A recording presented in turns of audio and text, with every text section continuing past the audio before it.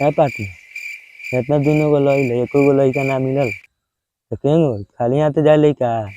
चुप। खाली हाथे जाइल जाई 2-4 गो लइका लेके जाइल जाई ठीक बा।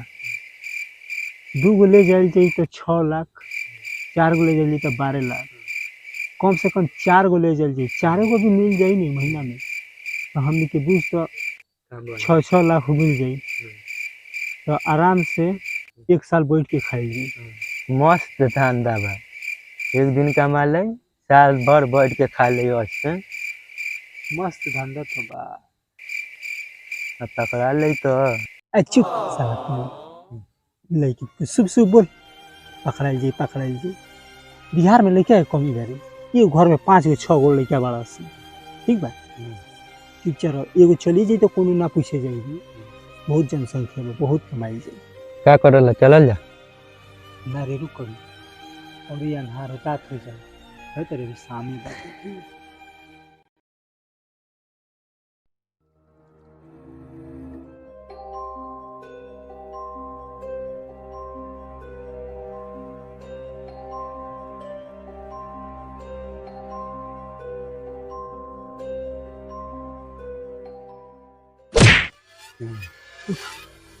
चलल जा, रात हो गल पूरा ठीक बा।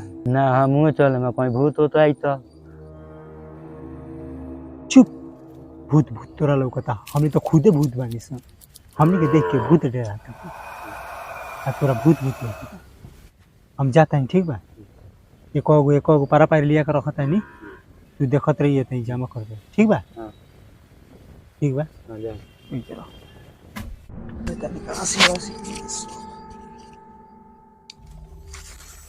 साला बड़ी मच्छर काटता तो पार्टनर वो चल गए दाई मच्छर काट के मुंगा दिला।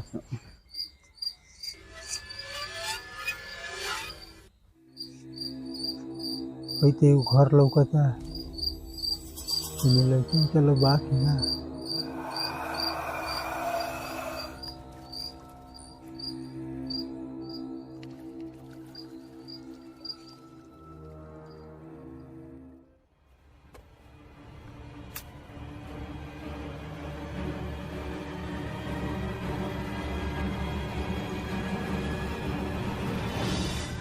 लागत कोनो नहीं खेल लड़का अकेले बाटे, लेकिन तो बड़का बाटे।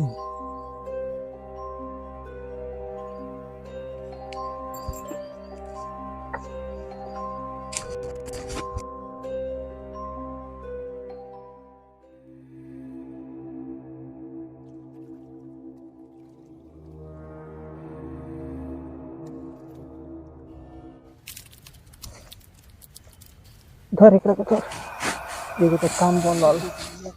हाँ धर देख सीता एक रखे देखत रह बढ़िया से ठीक बा। अच्छा इतना सोहल जला ठीक बा।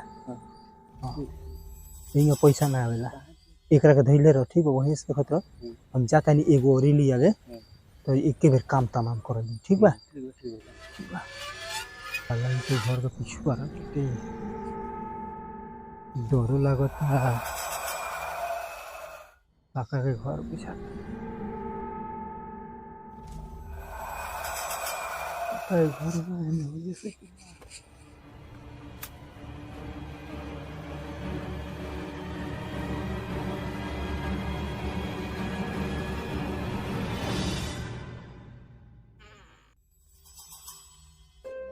एगो लड़का तो बा, एगो मेहरारू भी है।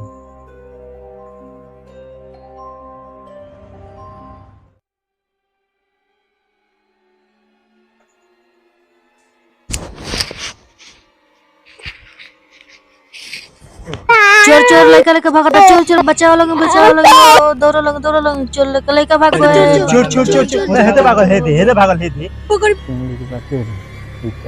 4 लाख में 4 लाख में चोर हेदे भागल हेदे पकड़ दोनों दूध 8 लाख में हो जान आदमी गोल बना पाटन लिया बड़ी आई बा भाग रे भाग। तू आओ तार से गांव भर के ठीक बा अब हमने के कीड़े निकलिए सब उल्टे में निकाले। भाग भाग भाग, भाग। छोड़ छोड़ छोड़ छोड़, भाग भाग भाग। हो दो हो दो हो दो लड़का लड़का कितना ना बोला ए गोर लइका है बैठे हुए देखो तो केने भाग गई सब नीचे में बड़े फलबी सिंगा देले बड़ा। तो हेलो गाइस, जो अभी जो है हम लोग को वीडियो शूट हुआ है, ये बच्चा चोरी के हुआ है, जो आजकल बहुत ही अफवाह चला है कि रियल है, हम लोग को पता नहीं है। बच्चे को है कि कहीं भी मत छोड़िए, अफवाह चला है रियल है, हम पता नहीं है, कहीं रियल भी हो सकता है। तो आप अपने बच्चे को केयर कीजिए। हम लोग वीडियो इसलिए बनाए हैं जो अपना बच्चे का ख्याल रखिएगा आज के बाद से। तो हम लोग को जो शूट हुआ है वो नाइट सीन है, जो हम लोग का कोई मकसद नहीं है किसी की भावनाओं के साथ खेलना, बस केवल एंटरटेनमेंट पर्पस के लिए बनाए हैं। तो जो भी इसमें जो हमसे गलती है तो क्षमा कीजिएगा, और वीडियो अच्छा लगा हो तो चैनल को सब्सक्राइब कीजिएगा, लाइक कीजिएगा और हमारे चैनल को सब्सक्राइब कीजिएगा। हाँ, आप लोग अपना बच्चा का ध्यान से रखिएगा, इस हालत में अपना साथ भी रखिएगा।